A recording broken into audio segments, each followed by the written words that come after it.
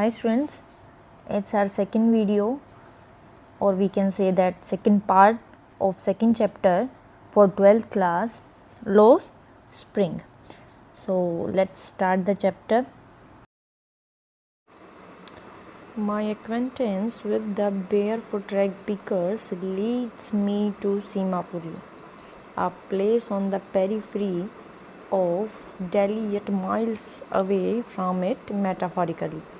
देखिए, माई एक्वेंटेंस मतलब मेरी जो जान पहचान थी ना with the bare foot rag pickers, जो बेयर फुट जो रैग पिकर्स थे, जो कूड़ा उठाने वाले थे, उनके साथ जो मेरी जान पहचान थी, लीड्स मी टू सीमापुरी, वो मुझे कहाँ ले गई, वो जान पहचान मुझे कहाँ लेकर गई, सीमापुरी। अब सीमापुरी कहाँ है? A place on the periphery of Delhi. Delhi periphery means किनारा, कि दिल्ली के किनारे पे है, मतलब बिल्कुल बाहर की तरफ है। Yet miles away from it, बहुत दूर है, मतलब नाम तो दिल्ली का है लेकिन उसके एज पर है, मेटाफोरिकली, यानी कि देखा जाए तो कहने को तो ये दिल्ली में है लेकिन ये उसके किनारे पर दिल्ली में भी बहुत दूर है। Those who live here are squatters who came from Bangladesh back in 1971, कि those who live here, कि जो लोग यहाँ पर रहते हैं सीमापुरी में, are squatters, squatters मतलब जिन्होंने ज़बरदस्ती कहीं पर कब्जा कर लिया होगा ना। who came from Bangladesh, वो कहाँ से आए हैं? वो बांग्लादेश से आए हैं। कब? 1971 में। Sahibs family is among them, और साहिब की फैमिली भी उनमें से एक थी। Seemapuri was then a wilderness, कि जो सीमापुरी है ना, तब उस वक्त जब मैंने देखा था, तब उस वक्त क्या था? एक जंगल था। इट स्टिल इज़, अभी भी वो वैसा ही है, but it is not longer empty, लेकिन अब वो खाली नहीं है, अब वो चीज़ों से भरा हुआ है, लेकिन पहले वो जंगल था, अभी भी वो जंगल ही है लेकिन अब वो खाली नहीं है। इन स्ट्रक्चर्स ऑफ मड, क्या है? मड है, मतलब कीचड़ भरी हुई है, खाली नहीं है। वो कह रहे हैं ना कि कीचड़ वो खाली नहीं है, वो भरा हुआ है, पर किस चीज़ों से? कि वो मड से भरा हुआ है। With roofs of tin and tarpaulin, devoid of sewage, drainage और running water, live 10,000 rag pickers. देखिए कि रूफ्स ऑफ टिन, यानी कि टिन की क्या है? छत बनी हुई है। एंड टारपोलिन, टारपोलिन क्या होता है? तिरपाल, है ना, तिरपाल से घर बनाए हुए हैं, टेंट लगाए हुए हैं। डिवॉइड, डिवॉइड का मतलब क्या होता है? कि डेप्राइव्ड, डेप्राइव्ड मतलब वंचित, यानी कि कमी है किस चीज़ की? Of sewage, drainage. ड्रेनेज और सेवेज क्या होता है? कि जो गंदा पानी होता है ना, वेस्ट जो पानी होता है, वो उसके निकलने का रास्ता नहीं है। और रनिंग वाटर, और पानी, है ना, ये चीज़ें वहाँ पर नहीं है। डिवॉइड, डिवॉइड से मतलब वंचित हैं वो लोग इस चीज़ से, यानी कि जो गंदा पानी है उसका निकास नहीं है और स्वच्छ पानी नहीं है। लिव 10,000 रैग पिकर्स, वहाँ पर 10,000 रैग पिकर रहते हैं। They have lived here for more than 30 years without an identity. ठीक है, वो यहाँ पर कब से रह रहे हैं? 30 सालों से ज़्यादा से रह रहे हैं। विदाउट एन आइडेंटिटी, यानी कि कोई पहचान नहीं है उनकी वहाँ पर कि वो कौन है। विदाउट परमिट्स, बिना किसी परमिट के, मतलब किसी ने उनको हक भी नहीं दिया है कि तुम यहाँ पर रह लो। बट विद राशन कार्ड्स, लेकिन उनके पास क्या है? राशन कार्ड्स है। That get their names on voters, जिससे कि voters lists, and enable them to buy grain. But उनके पास राशन कार्ड है जिसकी वजह से उनका नाम क्या है? वोटर लिस्ट में है ना। और वोटर लिस्ट की वजह से वो क्या कर सकते हैं? वो क्या कर सकते हैं? उस राशन कार्ड से क्या खरीद सकते हैं? अनाज खरीद सकते हैं। Food is more important for survival than an identity, कि खाना जीवित रहने के लिए क्या ज़रूरी है? पहचान से ज़्यादा खाना ज़रूरी है। If at the end of the day we can feed our families and go to bed without an aching stomach, we would rather live here than in the fields that give us no grain. अब क्या कहते हैं, if at the end of the day, कि अगर एक दिन के अंत में, जब दिन ख़त्म हो, तब we can feed our families, हम अपने परिवार को कुछ खिला सकें, एंड गो टू बेड, और सो सके, विदाउट एन एकिंग स्टमक, यानी कि बिना पेट दर्द के, यानी कि बिना खाए, है ना, ऐसा कि भाई पूरे दिन, जब दिन ख़त्म हो तो हम अपनी फैमिली को भरपेट खाना खिला सकें, और जब सोएं तो हमारे पेट में दर्द ना हो। पेट में दर्द होने से मतलब हम भूखे ना सोएं, है ना। We would rather live here, तो हम यहाँ रहेंगे, than in the fields that gave us no grain, ऐसे खेत या ऐसे फील्ड्स में रहने के बजाय जहाँ पर अनाज ना मिले, उससे अच्छा तो हम यहाँ रह लेंगे। हालांकि यहाँ भी उनकी हालत अच्छी नहीं है, लेकिन फिर भी यहाँ खाने को कम से कम भोजन मिलता है। से a group of women in tattered saris when I asked them why they left their beautiful land of green fields and rivers। अब देखो, अब ये कौन कह रहा है, से अ ग्रुप ऑफ विमेन, औरतों ने कहा है, ये एक ग्रुप था विमेन का, उन्होंने कहा है, जो जिन्होंने क्या पहनी हुई है, टैटर्ड साड़ी, यानी कि फटी हुई साड़ी पहनी हुई है।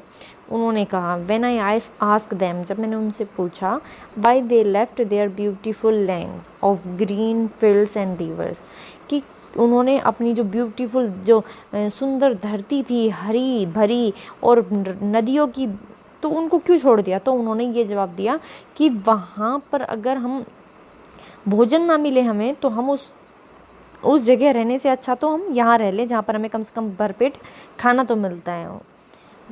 Wherever they find food, जहाँ भी उनको खाना मिलता है, they pitch their tents that become transit homes, तो दे पिच देयर टेंट्स, यानी कि वो अपना जो टेंट है वो वहीं गाड़ लेते हैं और उसे अपना एक होम बना लेते हैं। ट्रांजिट होम का मतलब जिसको यहाँ से हटा कर वहाँ लगा लिया, उधर से हटा कर उधर, जहाँ पर भी आपको खाना मिला वहीं लगा लिया टेंट, है ना।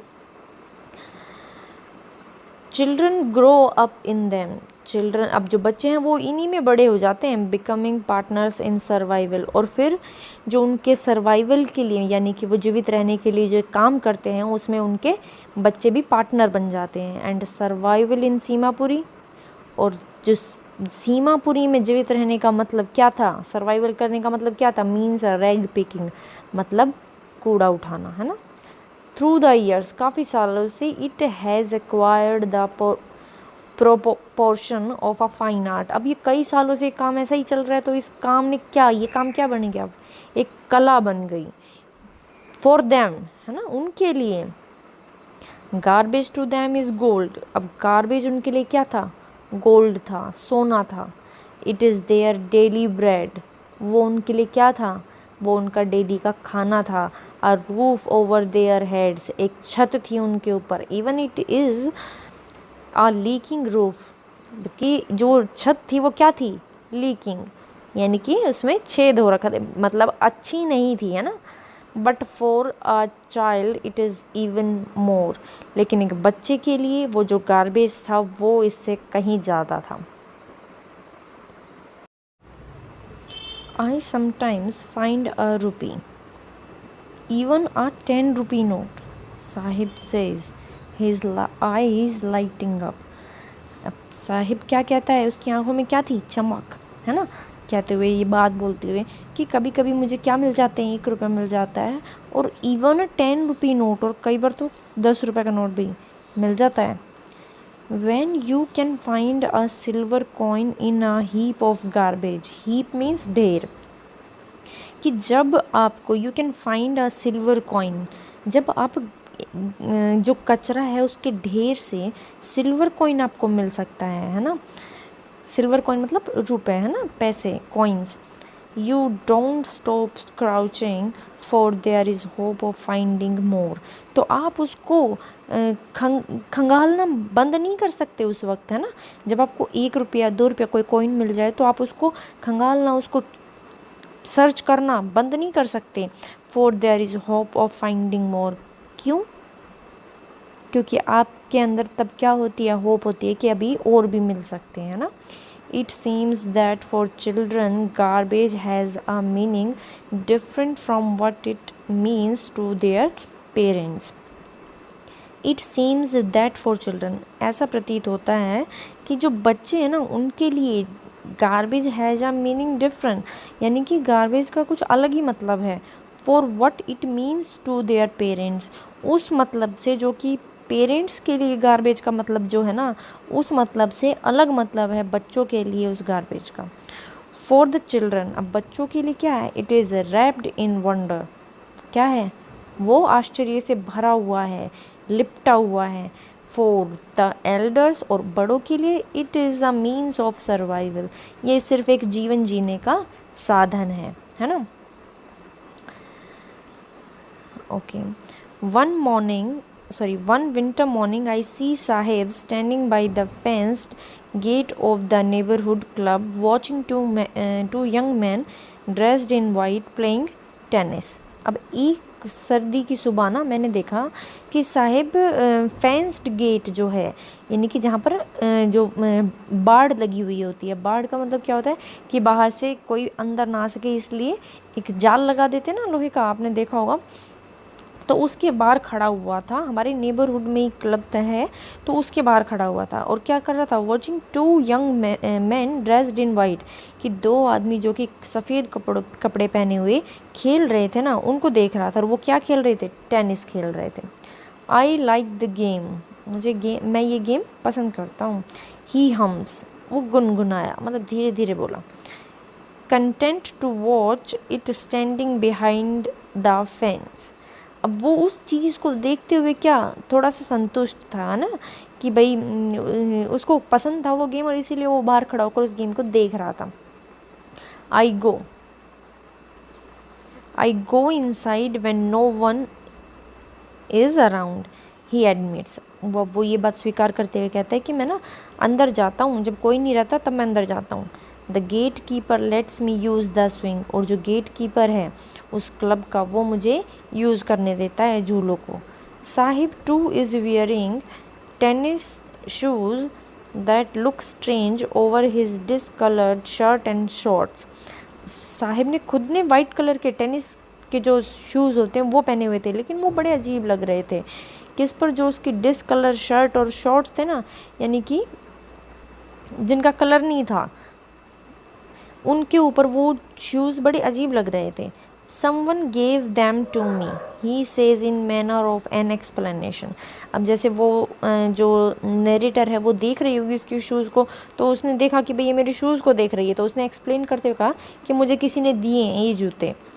The fact that they are discarded shoes of some rich boy, और रियल में बात क्या है कि वो जो जूते हैं ना वो किसी कोई अमीर लड़का था, उसने डिस्कार्डेड मतलब छोड़ दिए थे, है ना. डिस्कार्डेड शूज़ थे वो, उस बच्चे ने, जो अमीर बच्चा था कोई, है ना, उसने वो जूते छोड़ दिए थे पहनने. Who perhaps refuse to wear, शायद उसने पहनने से मना कर दिया. दैम, उनको. Because of a hole in one of them, क्योंकि उनमें से एक जूते पर एक होल था. डजंट बॉदर हिम, जो कि उसको बॉदर नहीं कर रहा था. किसको, साहिब को. साहिब ने तो पहन लिए लेकिन उस रिच बच्चे ने नहीं पहने क्योंकि उसमें होल था, लेकिन वो होल था वो साहिब को बॉदर नहीं कर रहा था. For one who has walked barefoot even shoes with a hole is a dream come true. अब एक बच्चे के लिए जो कि बेयरफुट घूम रहा है, जो नंगे पैर घूम रहा है, उसके लिए जूते, चाहे उसमें एक होल ही क्यों ना हो, लेकिन वो भी एक सपना सच होने से कम नहीं था. But the game he is watching so intently is out of his reach, लेकिन जो गेम वो बहुत मन से देख रहा था, अपनी इच्छा थी, उसकी इच्छा से देख रहा था ना, वो गेम उसकी रीच से, यानी कि उसकी पहुंच से बाहर था. This morning Sahib is on his way to the milk booth. अब इस सुबह, यानी कि किसी सुबह की बात कर रहे हैं कि वो भाई आज मैंने उसको देखा, तो इस सुबह साहिब इज़ ऑन हिज वे, वो कहाँ जा रहा था, मिल्क बूथ पर जा रहा था. In his hand is a steel canister, और उसके हाथ में एक स्टील का कनस्तर था, है ना। I now work in a tea stall down the road, he says pointing in the distance. क्या कर रहा था? I now work in a tea stall down the road, कि उसने कहा कि मैं अभी टी स्टॉल पर काम करता हूँ, जहाँ यहाँ बस रोड से नीचे ही। तो he says pointing in the distance, यानी कि कुछ दूरी पर इशारा करते हुए, पॉइंट करते हुए उसने मुझे बताया। I am paid 800 rupees and all my meals, कि मुझे 800 रुपये मिलते हैं और मेरा खाना, सुबह शाम दोपहर जो भी वो खाता है तो वो खाना मिलता है। Does he like the job, I ask, मैंने पूछा कि क्या वो इस जॉब को पसंद करता है। हिज फेस, उसका जो चेहरा था, आई सी, मैंने देखा, has lost the care free look, उसके चेहरे से जो केयर फ्री यानी कि जो बिना चिंता का जो लुक था ना, वो अब क्या हो गया था? ख़त्म हो गया था, कहीं गुम हो गया था। The steel canister seems heavier than the plastic bag he would carry so lightly over his shoulder. अब जो स्टील कैनिस्टर था वो बहुत हैवी लग रहा था, बजाय कि उस चीज़ के जो कि वो प्लास्टिक बैग था ना, जो कि वो कैरी किया करता था, so lightly over his shoulder, कि जो बहुत आराम से, बहुत आसानी से अपने कंधों पर वो प्लास्टिक का बैग कैरी करता था ना, उससे तो बहुत हैवी था ये जो स्टील का कैनिस्टर था जो कि उसने आज कैरी किया हुआ था। द बैग वॉज हिज, यानी कि बैग उसका था। The canister belongs to the man who owns the tea shop, और जो कैनिस्टर था वो उस आदमी से रिलेटेड था जिसकी वो टी शॉप थी। Saheb is no longer his own master, Saheb अब अपना खुद का मास्टर नहीं रहा था।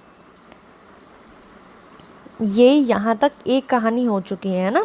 हमने यहाँ तक साहिब के बारे में बात किया, साहिब कहाँ रहता था, क्या करता था, क्या चाहता था, है ना। और सीमापुरी में वो कब आए, कितने क्या कौन सी सन में आए, कहाँ पर वो रहते थे, सीमापुरी में उनके क्या हालात थे, ये सारी बातें हमने इस अभी तक पढ़ी हैं, है ना। I want to drive a car, मैं कार चलाना चाहता हूँ।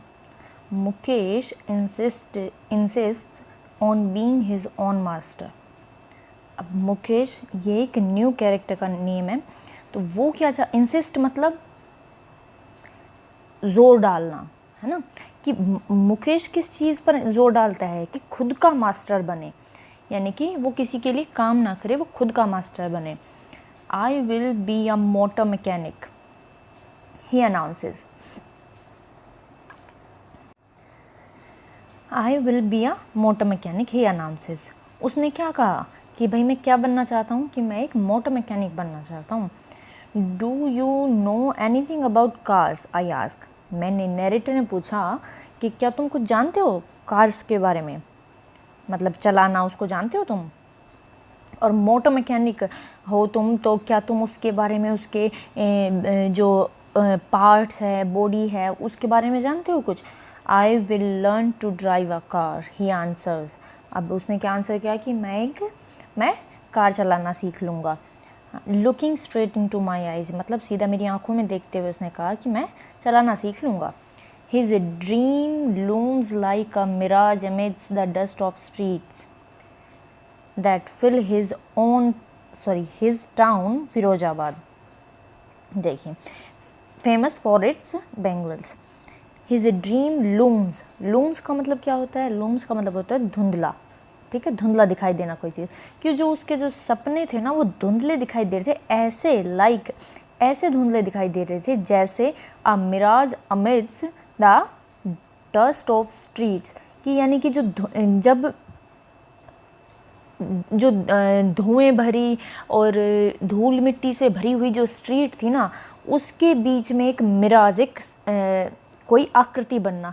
मिराज क्या होता है कि जब हम कहीं रोड पर गर्मियों में खड़े होकर, एक जगह खड़े होकर देखते हैं, दूर तक देखते हैं, तो हमें एक झिलमिल एक आकृति नज़र आती है ना, दूर देखते हैं तो वही उसी के बारे में कह रहा है कि जो स्ट्रीट में क्या नज़र आती है, एक धुंधली आकृति नज़र आती है, धुंधली चीज़ नज़र आती है। तो उनके सपने भी वहाँ पर उस धूल भरी स्ट्रीट के अंदर जहाँ पर वो रहते थे ना, that fill his town Firozabad, यानी कि जिसने जो डस्ट थी ना जिसने कि उसके फिरोजाबाद टाउन को क्या कर रखा था, भर रखा था। और फिरोजाबाद के लिए बोला है कि फेमस फॉर इट्स बैंगल्स, यानी कि जो उसके बैंगल्स के लिए फेमस है। Every other family in Firozabad is engaged in making bangles, कि हर दूसरा परिवार फिरोजाबाद में किस चीज़ में बिजी है, बैंगल्स बनाने में, चूड़ियाँ बनाने में। It is the centre of India's glass blowing industry where families have spent generation working around furnace, welding glass, making bangles for all the women in the land, it seems। देखिए क्या कह रहा है कि it is the centre of India's glass blowing industry, कि जो ये फिरोजाबाद है वो क्या है, वो केंद्र है किस चीज़ का, इंडिया की ग्लास ब्लोइंग इंडस्ट्री का, ग्लास का जो कांच का जो काम होता है ना उस चीज़ के लिए। वेयर फैमिलीज़ हैव, जहाँ पर जो परिवार हैं, have spend generation working around furnace, यानी कि भट्टी के गर्म आग के आसपास उन्होंने अपनी एक पीढ़ी से दूसरी पीढ़ी वहाँ पर काम करके खर्च कर दी। वेल्डिंग ग्लास, यानी कि कांच को जोड़ने में, उसको वेल्ड करने में। मेकिंग बैंगल्स, चूड़ियाँ बनाने में। For all the women in the land it seems, ऐसा प्रतीत होता है जैसे कि संसार में जितनी भी औरतें हैं ना उनके लिए जो चूड़ियाँ बनती है वो कहाँ बनती है, फिरोजाबाद में बनती हैं। Okay students, now I will meet you in the next video with the remaining part. Till then keep learning and keep watching. Bye bye.